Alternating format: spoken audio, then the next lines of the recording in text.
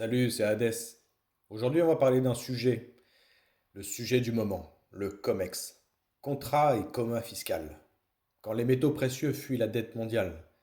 Car oui, il fut un temps où les promesses suffisaient. Aujourd'hui, même les lingots prennent la fuite. Car oui, ils s'en vont, silencieusement, en barre de 1011, empaquets de 411, en palettes fermées, estampillés du sceau d'un avenir incertain. L'or et l'argent physique quittent le COMEX comme on quitte une soirée trop arrosée. Un peu titubant, mais sûr de vouloir partir avant que ça tourne mal.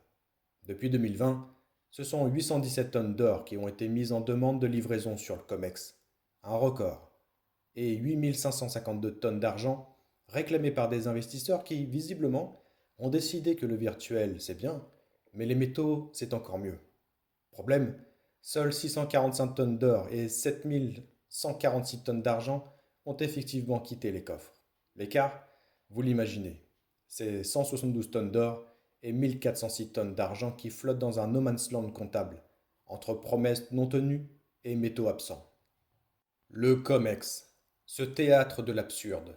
Le COMEX, pour les non-initiés, c'est cette bourse américaine où l'on vend et achète des métaux précieux, sans les voir, sans les toucher, souvent sans jamais les livrer même. C'est un casino où l'on mise sur le prix de l'or et de l'argent avec des jetons en papier, tout en sachant que moins de 1% des contrats seront réellement livrés. Et pourtant, depuis quelques années, un vent de panique feutré souffle sur le marché. De plus en plus d'acteurs, entre banques asiatiques, arbitragistes suisses, investisseurs institutionnels, demandent à être livrés en physique, et ils insistent. Ils ne veulent plus de contrats, ils veulent des lingots, du métal, du réel. Pourquoi ce soudain amour du tangible? Pour une raison aussi simple qu'explosive. La dette mondiale est hors de contrôle. Les États en faillite molle, confiance en chute libre. Prenez un État moderne, disons au hasard la France, tiens. 3200 milliards d'euros de dette? Cela revient à 47 000 euros par habitant. Oui, vous avez bien entendu. Même votre neveu de 6 mois, il ne sait pas encore marcher, mais il a déjà une ardoise. Et les États-Unis? 35 000 milliards de dollars de dette. Là, ce n'est plus de l'endettement, c'est du sport extrême. Mais rassurez-vous, les banquiers centraux ont une parade. Ils s'achètent eux-mêmes leurs dettes.